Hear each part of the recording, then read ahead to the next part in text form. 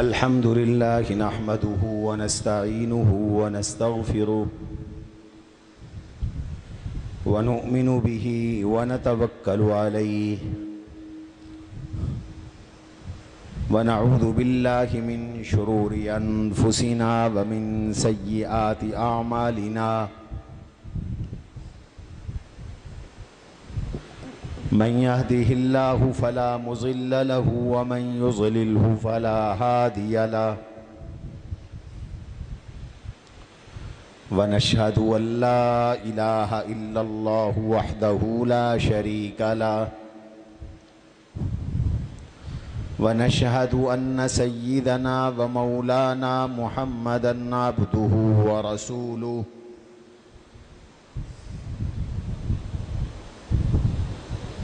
صلى الله تعالى عليه وعلى آله وأصحابه وأزواجه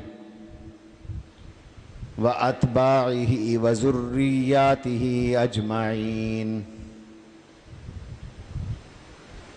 أما بعد فأعوذ بالله من الشيطان الرجيم بسم الله الرحمن الرحيم الذين إن مكناهم في الأرض أقاموا الصلاة وآتوا الزكاة وأمروا بالمعروف ونهوا عن المنكر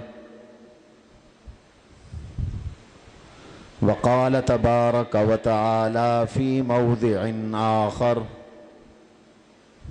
والسابقون الأولون من المهاجرين والأنصار والذين اتبعوهم بإحسان رضي الله عنهم ورضوا عنه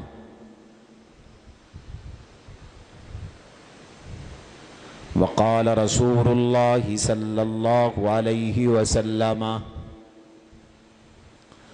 اللهم أعز الإسلام بأبي جهل هشام عمرو بن هشام أو بعمر بن الخطاب وقال رسول الله صلى الله عليه وسلم إن الله وضع الحق على لسان عمر وهو يقول به وقال النبي صلى الله عليه وسلم فذكرت غيرتك يا عمر وقال رسول الله صلى الله عليه وسلم لو كان بعدي نبي لكان عمر وقال رسول الله صلى الله عليه وسلم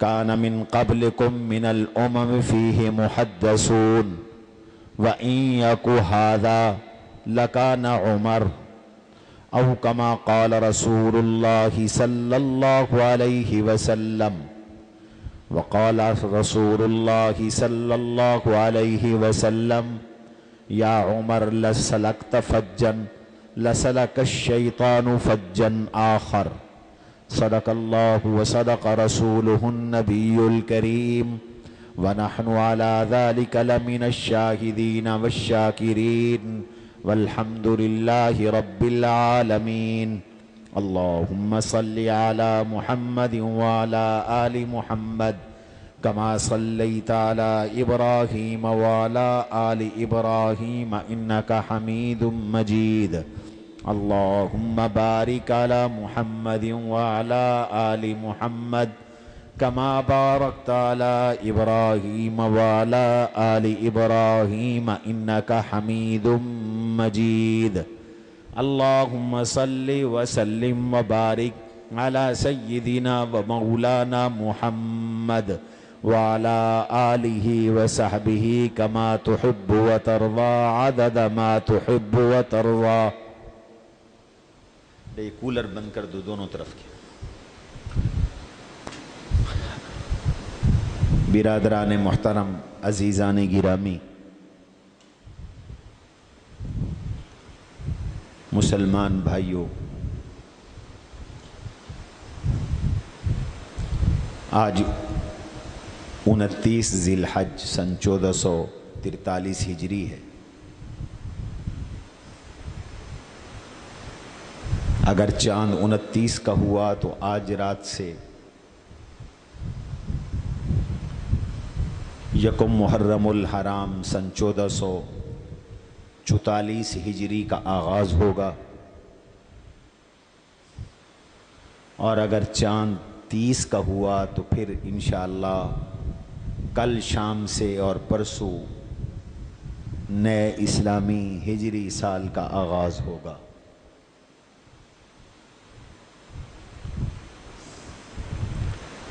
اس نئے سال کے شروع ہونے پر اور جاری سال کے اختتام پر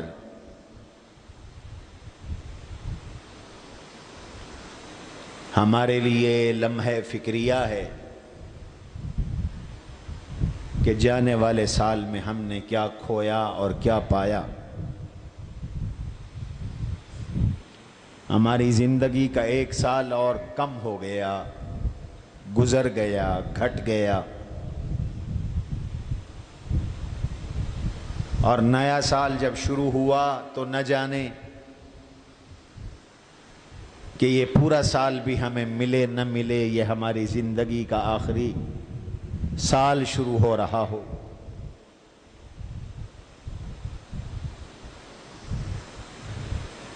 لوگ سالگرہ مناتے ہیں، نیو ہیپی ایئر مناتے ہیں، یہ وہ منائیں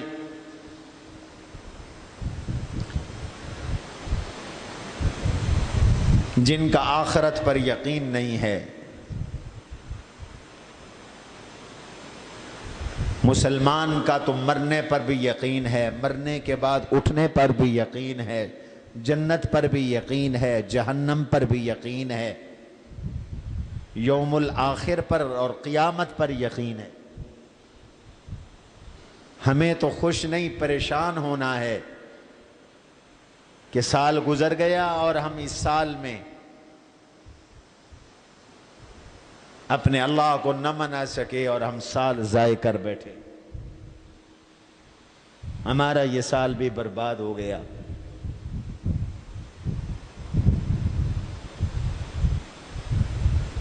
اللہ نے قرآن کریم میں فرمایا ہے کل قیامت میں اللہ کہیں گے اولم نعمرکم، ہم نے تمہیں عمر نہیں دی تھی، زندگی نہیں دی تھی؟ ما تذکر من تذکر، اس میں تم نصیحت حاصل کرتے، اس میں تم توبہ اور استغفار کرتے اور اپنے اللہ کو مناتے۔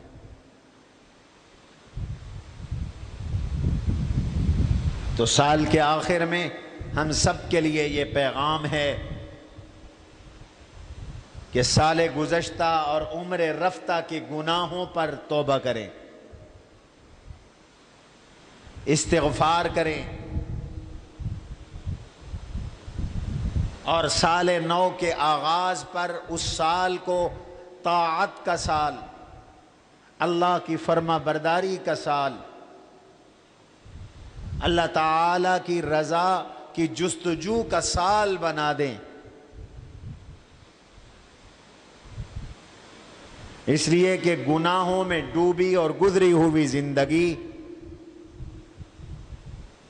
جب چھوٹ جائے اور اللہ کی طاعت والی زندگی شروع ہو جائے تو گزشتہ زندگی کے گناہ رب معاف کر دیا کرتا۔ اعتبار خاتمے کا ہوتا، انما الاعمال بالخواتیم۔ 70 سال بھی کسی کے کفر و شرک اور معصیت میں گزرے اور آخری لمحات میں اللہ نے توبہ کی توفیق دے دی، ایمان عطا فرما دیا، توحید کی دولت نصیب ہو گئی، شرک سے بچ گیا، اعمال صالحہ کی توفیق مل گئی، گناہوں کو چھوڑ دیا، گناہوں سے استغفار اور توبہ کر لی، تو 70 سال کے گناہوں پہ رب قلم پھیر کر ان گناہوں کو نیکیوں میں بدل کر جنت عطا فرما دیتے۔ تو 1443 ہجری کا آج آخری جمعہ ہے. پھر ہماری زندگی میں 1443 ہجری کا جمعہ نہیں آئے گا. اب اگلا جمعہ زندگی رہی تو ہم 1444 ہجری میں پڑھیں گے. آج سال کا آخری جمعہ ہے.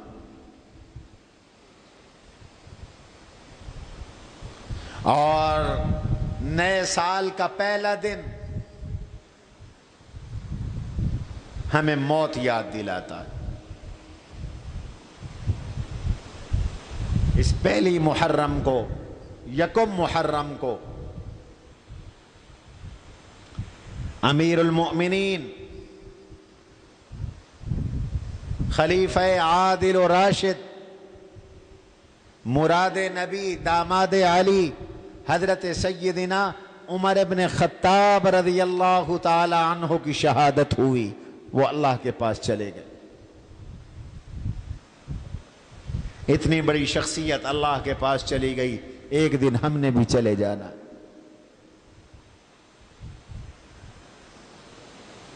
وہ عمر کہ جس سے شیطان ڈرتا تھا، جس کو اللہ کے نبی نے رو رو کر اللہ سے مانگا، جس کے آنے پر اسلام کو شان و شوکت ملی، جس کے اسلام لانے پر پہلی مرتبہ اسلام میں اللہ کے نبی علیہ السلام نے نعرہ تکبیر بلند کیا، اللہ اکبر کا نعرہ لگایا، جن کے اسلام پر آسمان کے فرشتوں نے جشن منایا. استبشر اہل السماء باسلام عمر. اللہ کے نبی نے فرمایا استبشر اہل السماء باسلام عمر. عمر کے اسلام پر آسمان والوں نے خوشی منائی. جس کی عدالت و انصاف کے چرچے قیامت کی صبح تک رہیں گے، وہ عمر بھی دنیا سے چلے گئے. ایک دن ہم نے بھی چلے جانا ہے. اور اسی محرم کی 10 تاریخ کو شہدائے کربلا، خانوادہ رسول حضرت سیدنا حسین ابن علی رضی اللہ عنہ، سبط رسول، ریحانۃ النبی، حضور کے پھول، اپنے خاندان کے 72 افراد کے ساتھ شہید ہو گئے. نبی کا خاندان خاک و خون میں تڑپ گیا. ایک دن ہم نے بھی اللہ کے پاس جانا. یہ سبق حاصل کرنے کی ضرورت ہے اور ان اکابر کی سیرت اپنانے کی ضرورت ہے. اللہ تعالیٰ نے حضرت عمر رضی اللہ عنہ کا انتخاب بھی حضور کی رفاقت کے لیے ازل سے کیا تھا. پہلے سے انتخاب کر دیا تھا کہ میں نبی بھیجوں گا اور اس کا ایک وزیر ابو بکر ہوگا، ایک وزیر عمر ہوگا. ابو بکر و عمر حضور کے وزیر تھے. حضور خود فرماتے ہیں ما من نبی الا وله وزیران فی السماء ووزیران فی الارض. ہر نبی کے 2 وزیر زمین پہ ہوتے ہیں، 2 وزیر آسمان میں ہوتے ہیں. اما وزیرایا فی السماء فجبرائیل و میکائیل. میرے آسمان کے وزیر جبریل و میکائیل ہیں. وَأَمَّا وَزِيرَايَ فِي الْأَرْضِ فَأَبُو بَكْرٍ وَعُمَرٍ. میرے زمین کے وزیر ابو بکر ہے، عمر ہے.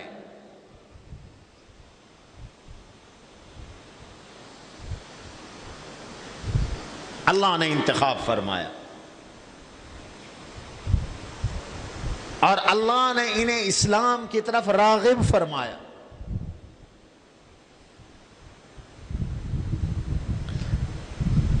صحیح بخاری میں باب اسلام عمر ابن الخطاب رضی اللہ عنہ میں ایک حدیث مذکور ہے،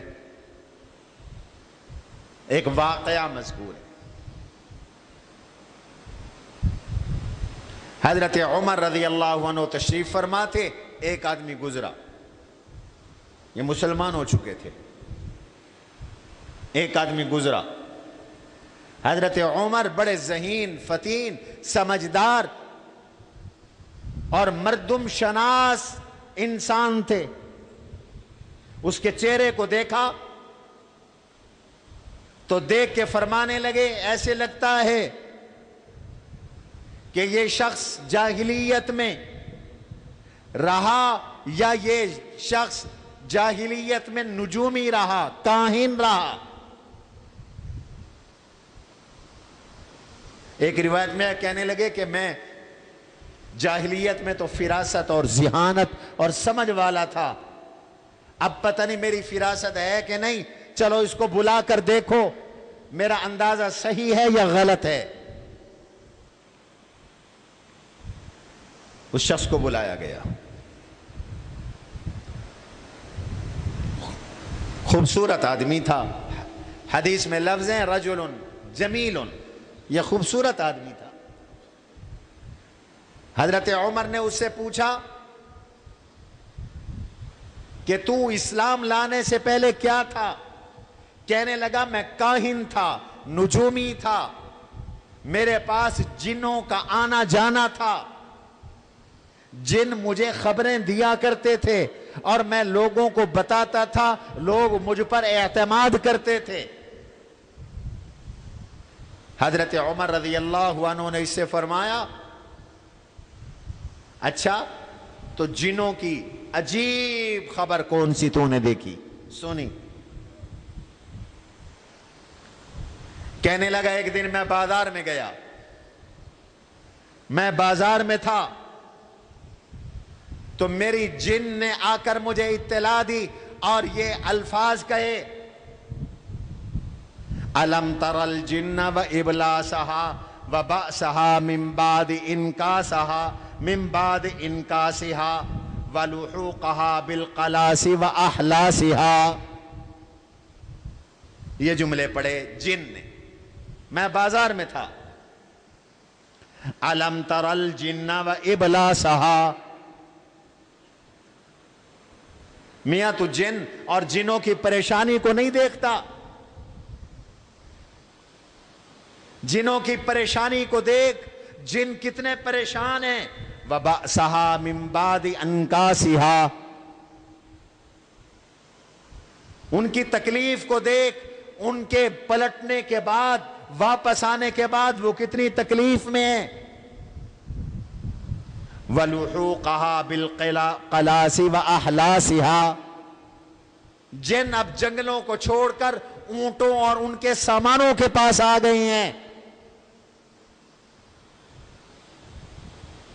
یعنی جب حضور کی بعثت ہوئی، اللہ کے نبی تشریف لائے تو جن پریشان ہو گئے، اور اس نجومی کے جن نے آ کر اس کو اطلاع دی کہ جن آج بڑے پریشان ہیں، تکلیف کے اندر ہیں، اور وہ جن جنگلوں، بیابانوں، گھروں کو چھوڑ کر اونٹوں کے پاس آ گئے ہیں، اونٹوں کے سامان کے پاس آ گئے ہیں۔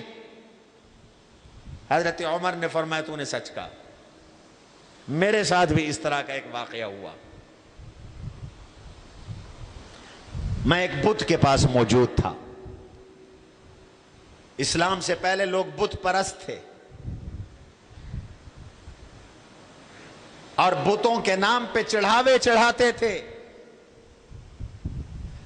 جانور ذبح کر کے اس کا خون بت کو لگاتے تھے، اس نظریے سے کہ یہ بت ہم سے خوش ہوگا اور یہ بت ہماری حاجتوں کو پورا کرے گا، ہماری مشکلات کو پورا کرے گا۔ یہی شرک ہے، اللہ کے سوا کسی اور کے چڑھاوے چڑھانا اور اللہ کے سوا کسی اور سے مشکل حل کرنے کی امید کرنا، پکارنا، دعا کرنا، یہی شرک ہے۔ حضور اسی کے مٹانے کے لیے تشریف لائے۔ ایسا جانور بھی حرام ہے جو بتوں یا اللہ کے علاوہ کسی اور کی خوشنودی کے لیے ذبح کیا جائے، تقرب کے لیے ذبح کیا جائے، یہ جانور حرام ہے، یاد رکھو۔ یہاں تک کہ علماء نے لکھا کہ بادشاہوں کی آمد پر، حکمرانوں کی آمد پر جو لوگ بکرے ذبح کرتے ہیں، اونٹ ذبح کرتے ہیں کہ اس سے بادشاہ خوش ہوگا، اس کا کھانا بھی حرام ہے۔ اور یہ اللہ کا حکم ہے، حرمت علیکم المیتہ والدم ولحم الخنزیر وما اہل لغیر اللہ بہ، تم پر مردار حرام، جو جانور خود مر گیا وہ حرام۔ حرمت علیکم المیتہ، خود بخود مر جانے والا، بغیر ذبح کے مر جانے والا جانور حرام، والدم بہنے والا خون حرام جو ذبح کے وقت نکلتا ہے، خنزیر حرام، اور وہ جانور جو اللہ کے علاوہ کسی اور کے لیے ذبح کیا گیا وہ جانور بھی حرام۔ اللہ نے اس کا ذکر خنزیر کے ساتھ کیا، خنزیر کی طرح یہ حرام ہے۔ سمجھو اس مسئلے کو۔ اس لیے نذر و نیاز کس کے نام کی دینی ہے؟ سارے بولو اللہ کے نام۔ اور جانور کس کی رضا کے لیے ذبح کرنا ہے اور کس کے نام پہ ذبح کرنا ہے؟ اللہ کے نام۔ فَكُلُوا مِمَّا ذُكِرَ اسْمُ اللَّهِ، وہ جانور کھاؤ جس پہ اللہ کا نام لیا گیا، تکبیر پڑھی گئی۔ وَلَا تَأْكُلُوا مِمَّا لَمْ يُذْكَرِ اسْمُ اللَّهِ، جس پہ اللہ کا نام نہیں لیا گیا وہ جانور حرام ہے، وہ نہ کھاؤ۔ لیکن جاہلیت میں بتوں کے نام پر لوگ ذبح بھی کرتے تھے، چڑھاوے بھی چڑھاتے تھے، ہٹے اور گٹے بھی دیتے تھے۔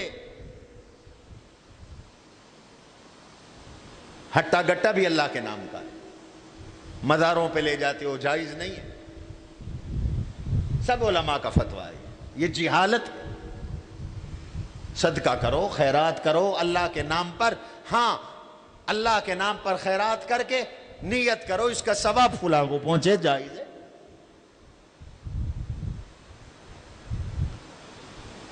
ایک شخص جانور لایا، بچڑا لایا، یہ آپ کے لیے رکھیے، بچڑا لایا ایک شخص،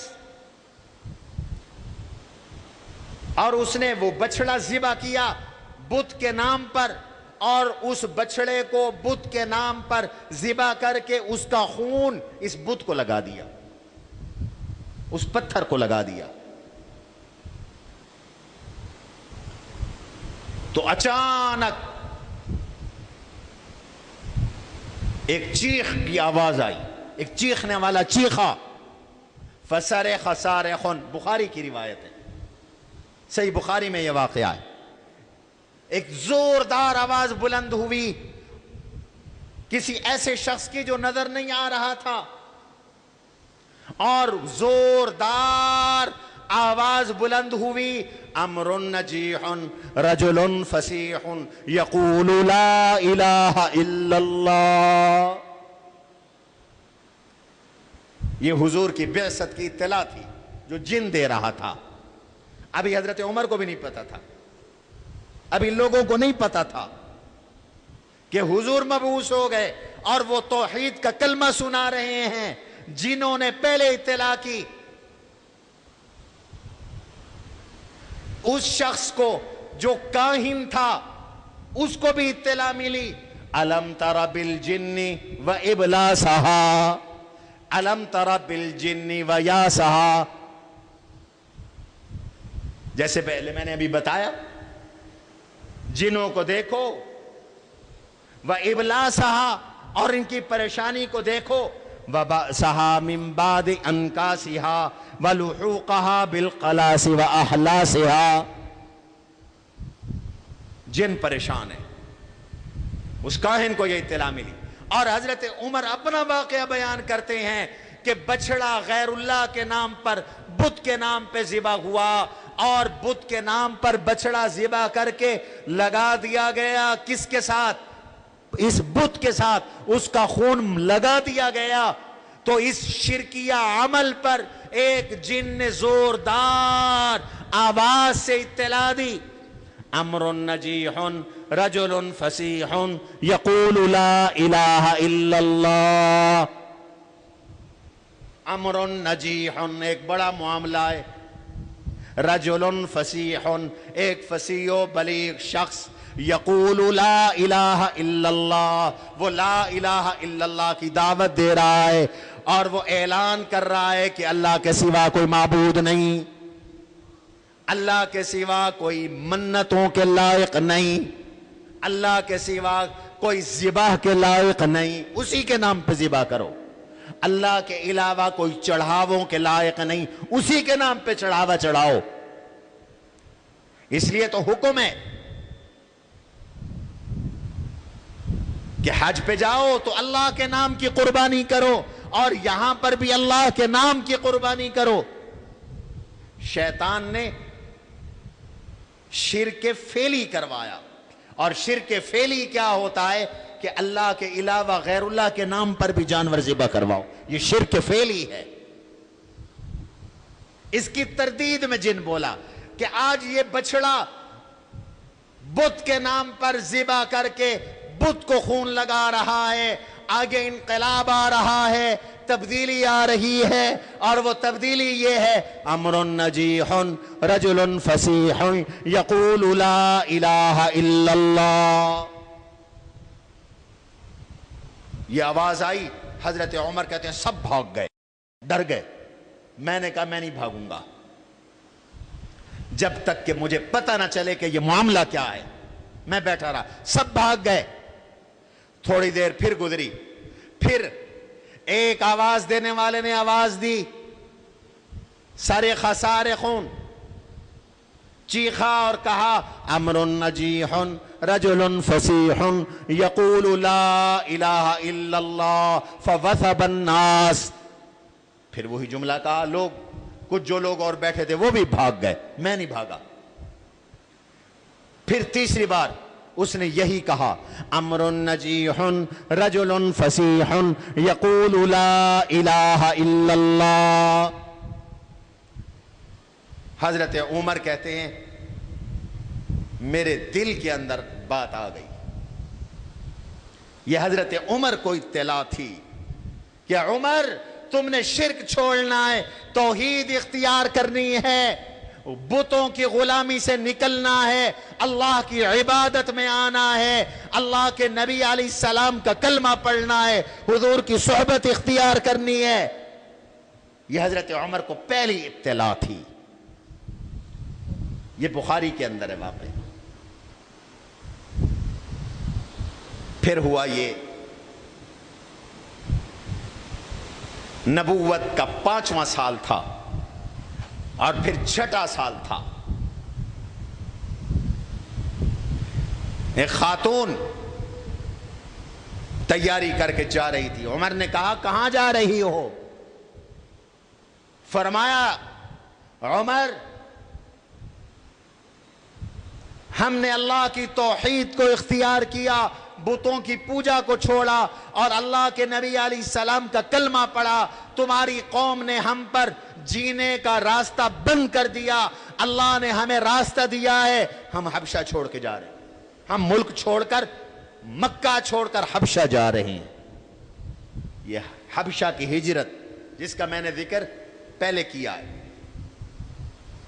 हम हबशा हिजरत करके जा रहे हैं। हजरत उमर कहते हैं मेरा दिल सख्त परेशान हुआ, हालांकि हजरत उमर सख्त तबीयत के थे, और मेरी परेशानी बढ़ती चली गई कि आखिर इन लोगों को दीन के बदलने की वजह से इतनी क्यों तकलीफ दी जा रही है। इस्तिराब था, गम था, परेशानी थी, फिक्र था, बेचैनी थी, सुकून नहीं आता था। शिर्क में बेसकूनी है, कुफ्र में बेसकूनी है, गुनाहों में बेचैनी है। उमर बेचैन है, परेशान है, सुकून नहीं आ रहा। और फिर अचानक मुश्रिकीन मक्का जमा हुए। कुरान पाक तो मुश्रिकीन मक्का जमा हुए, उन्होंने कहा कि मोहम्मद को कौन कत्ल करेगा, सल्लल्लाहु अलैहि वसल्लम कौन कत्ल करेगा। उमर तो शेर जवान थे, उमर ने कहा मैं कत्ल करूंगा, अभी मुसलमान नहीं हुए। सूरह ताहा ابھی مسلمان نہیں ہوئے، میں قتل کروں گا، کہا، تلوار سونت لی اور چل پڑے، نکل پڑے۔ واقعہ مشہور ہے، لیکن میں اس سے کچھ استدلال کرنا چاہتا ہوں۔ نکل پڑے حضرت عمر رضی اللہ تعالیٰ عنہ تلوار ہاتھ میں لے کر۔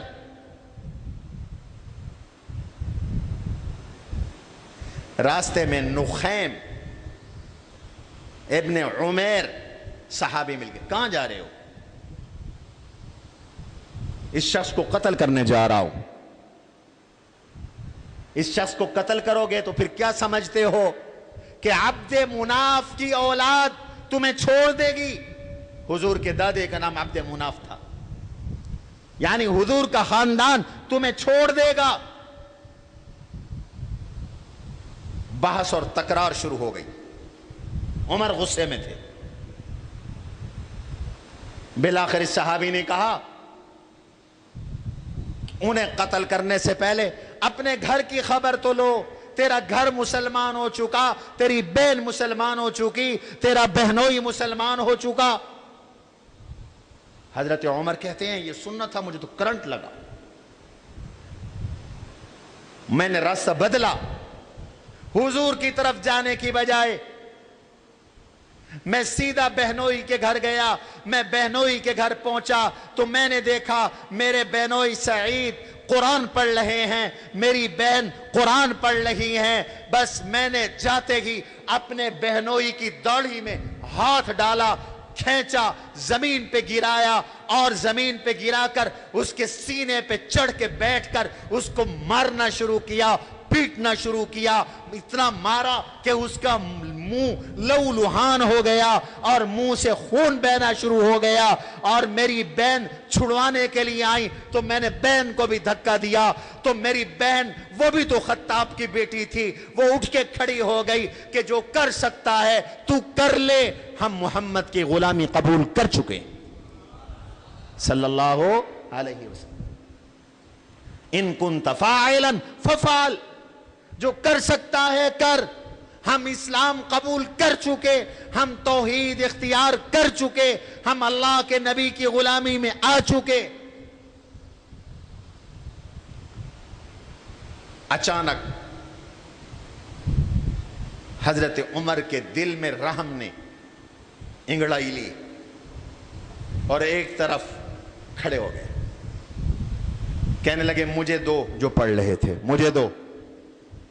یاد رکھو حضرت عمر بنو عدی میں سے ہیں، قریش کے مختلف قبائل تھے، اور قریش میں چند لوگ تھے جو جاہلیت میں اسلام کے آنے سے پہلے لکھنا اور پڑھنا جانتے تھے۔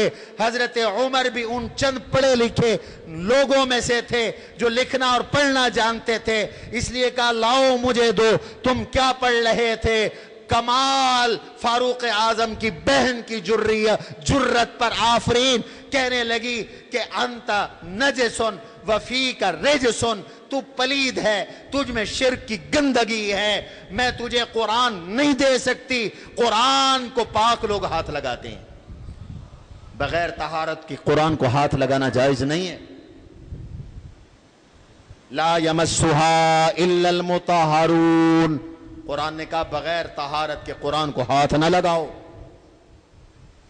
اس لیے مسئلہ یاد رکھو، قرآن کریم کو ہاتھ لگانے کے لیے باوضو ہونا ضروری ہے، بغیر وضو قرآن کو ہاتھ لگانا گناہ ہے۔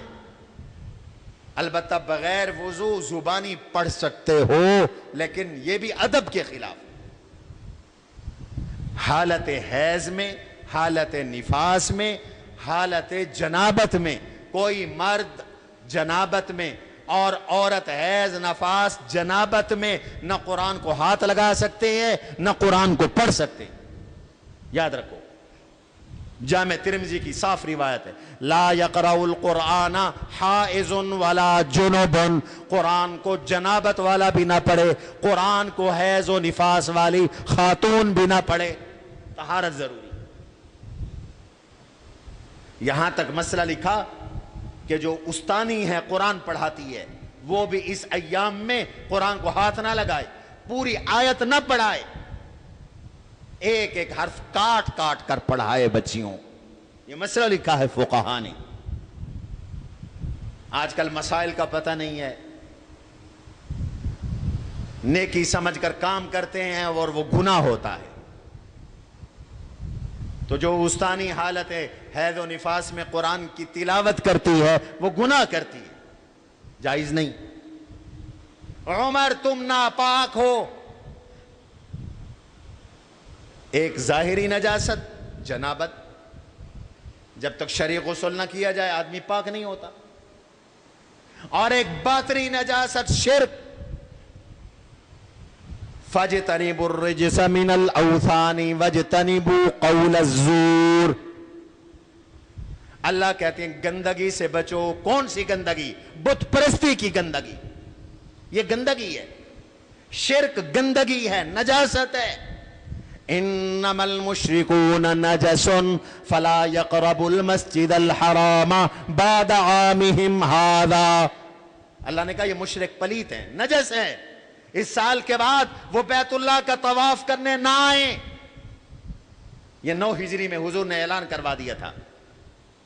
مشرکین بیت اللہ میں آتے تھے, آپ نے فرما دیا لا یطوفن بالبیت عریان ولا مشرک. آج کے بعد نہ کوئی بیت اللہ کا ننگے طواف کرے گا, نہ کوئی مشرک طواف کرے گا. اس لیے وہاں یہودی عیسائی مشرکین کا داخلہ بند ہے. آپ حج عمرے پہ جاتے ہیں, حدود حرم کے پار لکھا ہوا ہے نو انٹری فار نان مسلم, ممنوع الدخول لغیر المسلمین, اس لیے لکھا ہوا. عزیزان گرامی, حضرت عمر نے غسل کیا اور پھر حضرت عمر کے بہنوئی نے قرآن کی تلاوت شروع کی.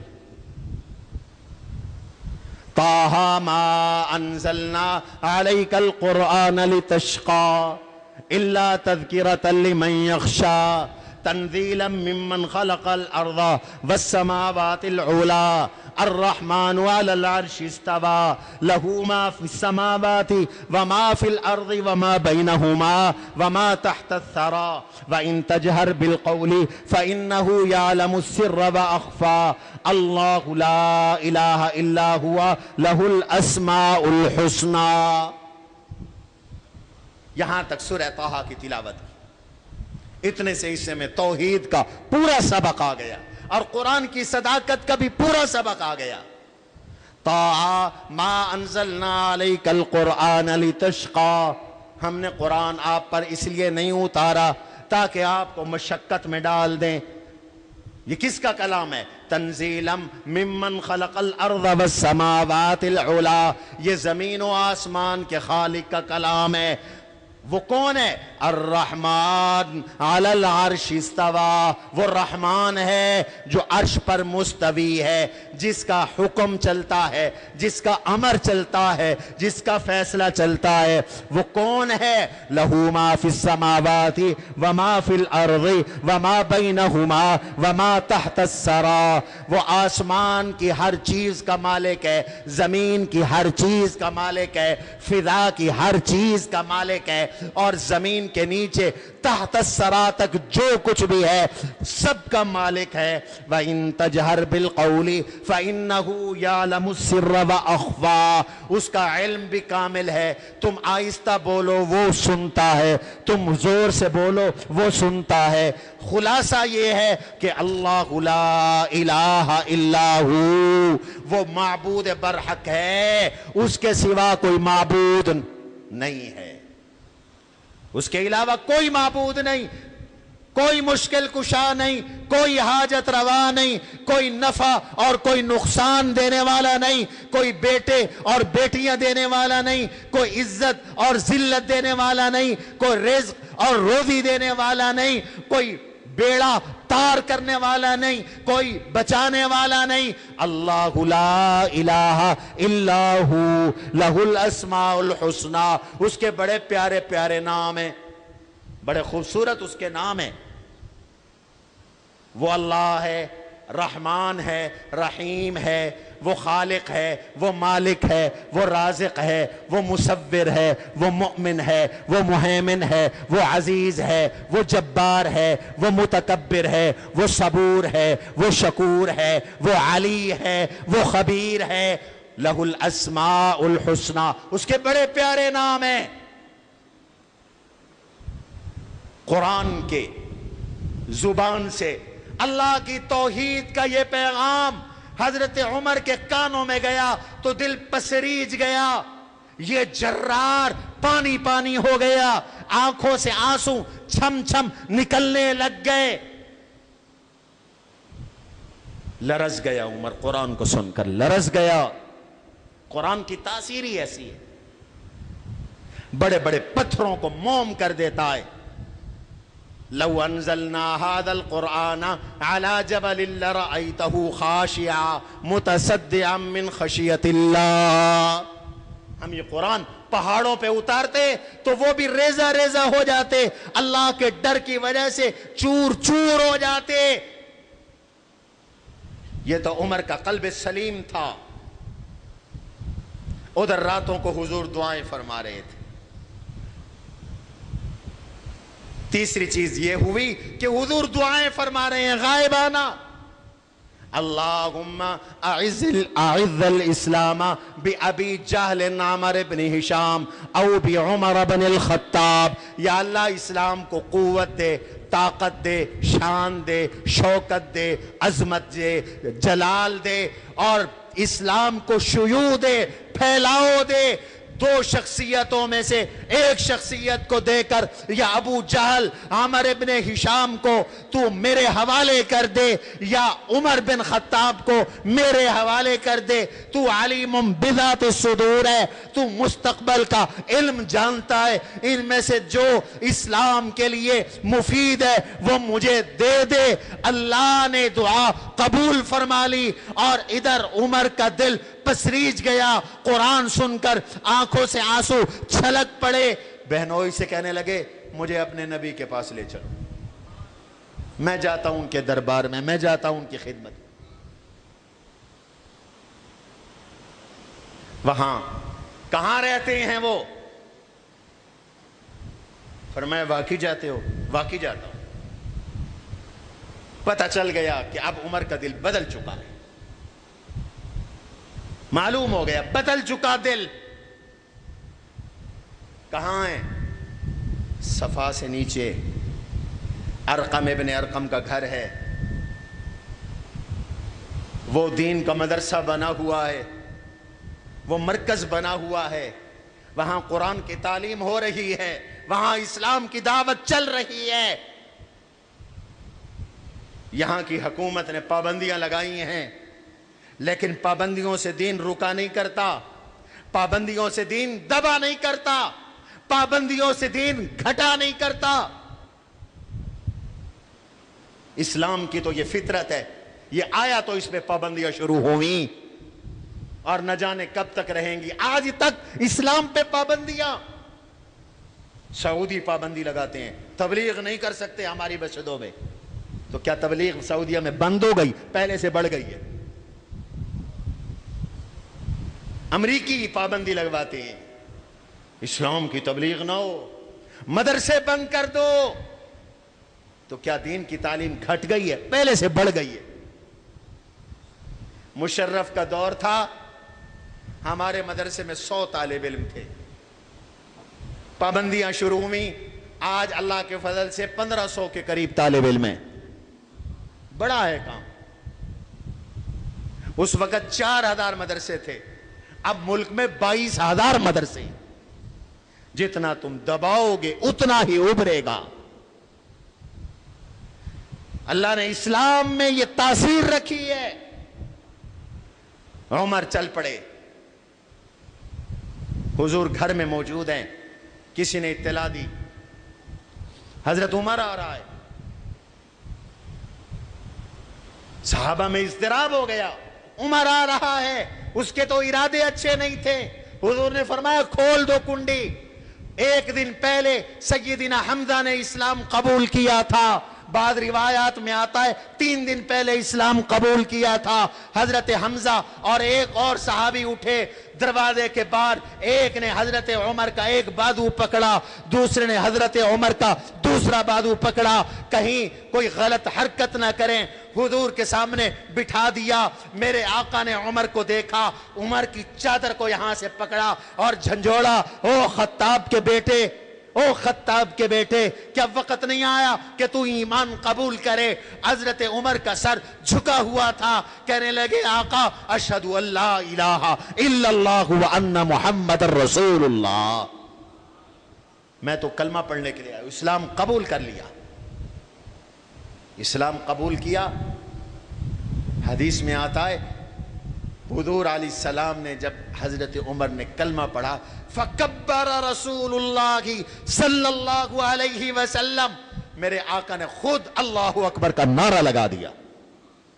عمر کے اسلام پر حضور نے خوشی کا اظہار کیا اور اللہ اکبر کا نعرہ لگا دیا۔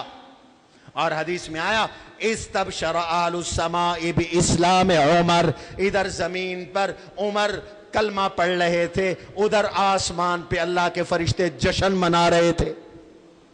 استبشر اہل السماء باسلام عمر۔ نبوت کا 6واں سال ہے، 39 بندے پہلے مسلمان ہو چکے ہیں اور عمر 40ویں نمبر پر مسلمان ہوئے، 40 کا عدد عمر سے پورا ہوا۔ یا رسول اللہ صلی اللہ علیہ وسلم مجھے اجازت دیجیے، میں کعبے میں جاتا ہوں۔ کعبے میں تشریف لے گئے، حتیم میں کچھ مشرکین بیٹھے تھے، وہاں کھڑے ہو کے اعلان کیا، اور لوگوں سنو، جس کو تم سابی کہتے ہو کہ دین بدل دیا، دین بدل دیا، آج عمر نے بھی، ان عمر قد سبا، عمر بھی اسلام قبول کر چکا ہے، جس کو آنا ہے آ جائے، جس کو آنا ہے آ جائے، میں اسلام قبول کر چکا ہوں، اعلان کر دیا۔ لوگ اٹھے اور حضرت عمر پہ حملہ کر دیا۔ حضرت عمر پٹ بھی رہے ہیں، مار بھی رہے ہیں، مار بھی کھا رہے ہیں، مار بھی رہے ہیں۔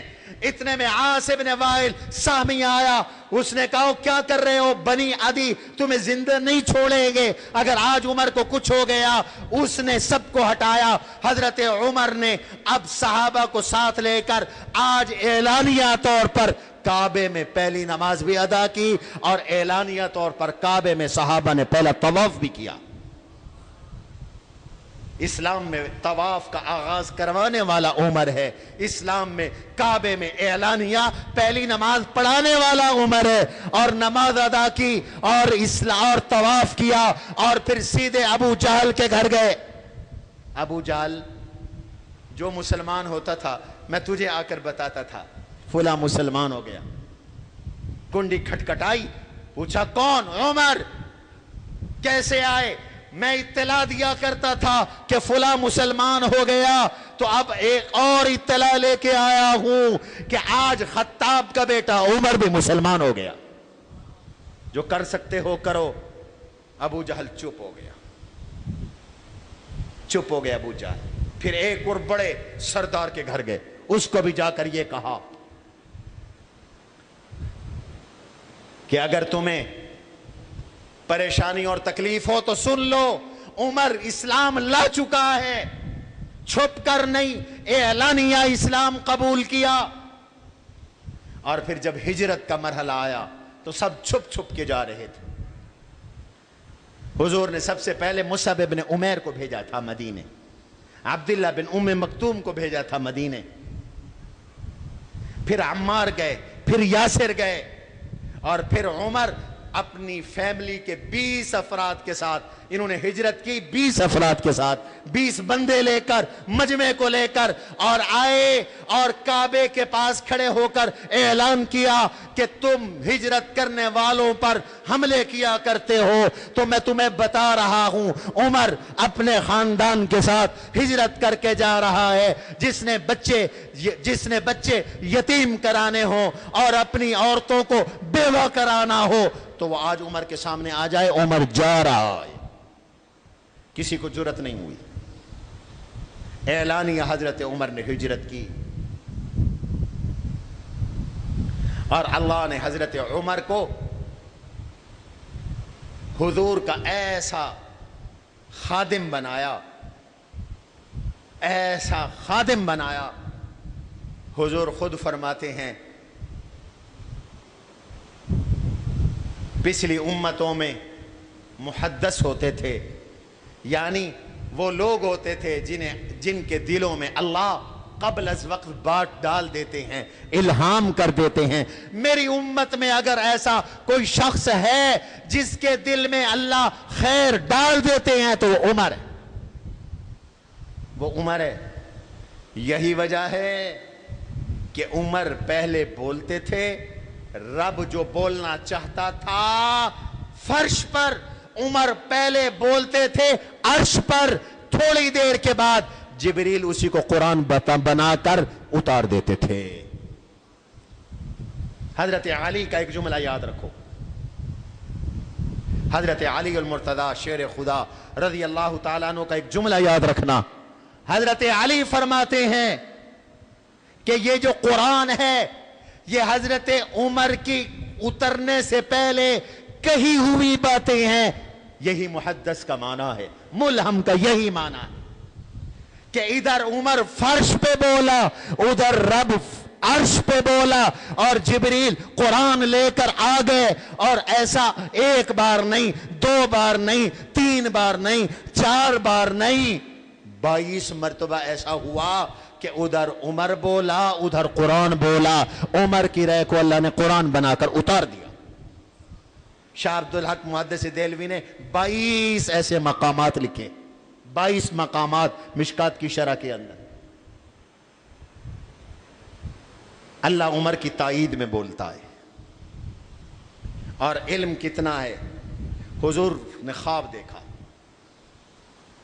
اللہ کے نبی صلی اللہ علیہ وسلم فرماتے ہیں، خود خواب سنایا، خواب دیکھا، فرمایا میں نے خواب دیکھا ہے، اُتِیَ بِلَّبَنٍ بِقِدْحٍ مِّن لَبَنٍ، یہ بھی بخاری کی حدیث ہے، میرے پاس دودھ کا پیالہ لایا گیا، فَشَرِبْتُ، میں نے دودھ پیا، سیر ہو گیا، حَتَّى خَرَجَتْ مِن تَحْتِ أَظْفَارِي، میں اتنا سیر ہوا کہ میرے ناخن کے نیچے سے دودھ نکلنے لگ گیا، میرے ناخن بھی اس دودھ سے تر ہو گئے، اور پھر بھی دودھ بچ گیا، اور جو میرا دودھ بچا میں نے عمر کو دے دیا، عمر نے وہ دودھ پیا۔ فما اولتہ یا رسول اللہ، حضرت خواب آپ نے سنایا، آپ کا تو ہر خواب سچا ہوتا ہے، میرا اور آپ کا خواب سچا بھی ہوتا ہے، جھوٹا بھی ہوتا ہے، اور ذہنی خیالات بھی ہوتے ہیں جن کی کوئی تعبیر نہیں ہوتی۔ اللہ وہ خواب تو سچا، شیطان کی طرف سے ہو تو جھوٹا، اور اگر خیالات ہوں پھر اس کی کوئی تعبیر نہیں ہوتی، لیکن نبی کا ہر خواب سچا ہوتا۔ آقا آپ نے خواب دیکھا، تعبیر بھی بتلا دیں، اس کی تعبیر کیا ہے؟ فرمایا اس کی تعبیر علم سے ہے، سب سے زیادہ میرے اللہ نے مجھے علم دیا، اور میرا علم جو بچا وہ عمر کو مل گیا۔ عمر کا علم بھی حضور والا ہے، حضور والا علم ہے عمر کا، اور حضور والے علم سے عمر نے کتنے فتوے دیے، کتنے قانون بنائے، یہ تو آگے چل کر میں چند مثالیں دوں گا، دنیا حیران ہے۔ عمر کے بنائے ہوئے قوانین آج بھی یورپ میں نافذ ہیں، تم مسلمانوں نے چھوڑ لیے، یورپ نے لے لیے۔ ایسے قانون بنائے، ایسا عدل اور انصاف، کائنات میں اس کی مثال نہیں ملتی۔ جو عدل و انصاف اور مساوات اور احتساب عمر نے کیا، دنیا میں اس کی کوئی مثال نہیں. انشاءاللہ عرض کروں گا اگلے جمعے. آج احتساب کا نعرہ ہے. 500 ادارے ہیں, اربوں روپے خرچے ہیں, نتیجہ صفر. بابا احتساب کرو تو عمر جیسا کرو, عدل کرو تو عمر جیسا کرو. لاؤ آج عمر کا نظام. کستوری اور عنبر آیا غنیمت میں, کہنے لگے کاش کوئی خوشبو کا وزن کرنے والا مل جائے جو مجھے تول کے دے دے, میں مسلمانوں میں تقسیم کر دوں.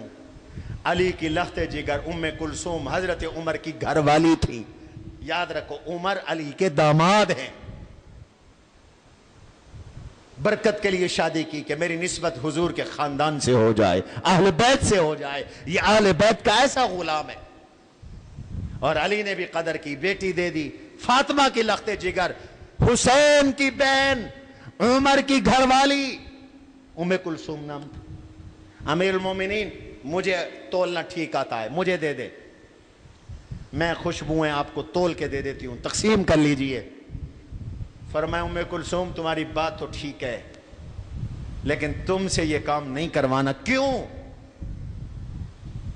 تم عنبر تولو گی, تم کستوری تولو گی, شیشی میں ڈالو گی, ہاتھ پہ لگے گا, جو ہاتھ پہ خوشبو لگے گی تو تم اپنی کن پٹیوں پہ یہاں لگا دو گی, گردن پہ لگا دو گی, خوشبو مہکے گی تمہاری گردن سے. عمر کو خوشبو آئے گی, عمر خوشبو سونگھے گا.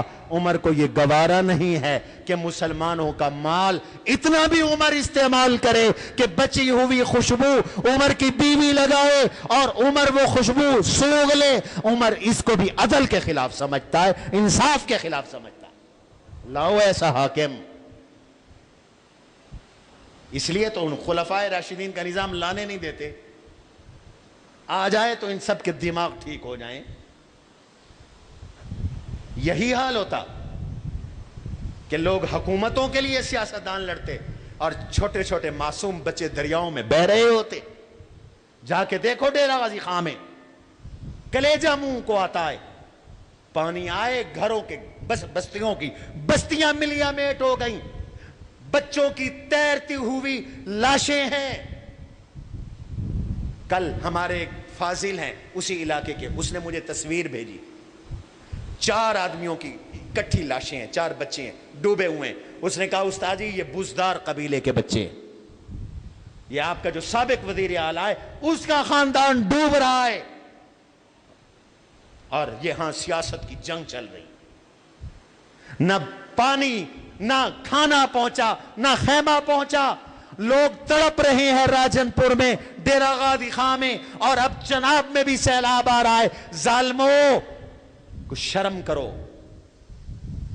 عمر کا نظام ہو تو عمر کہتے ہیں کتا بھی اگر فرات کے کنارے پر بھوک سے مر گیا تو قیامت کے دن اس کتے کے بارے میں بھی عمر سے سوال ہوگا. اللہ تعالی ہمیں عدل فاروقی نصیب فرمائے. وما علینا الا البلاغ المبین.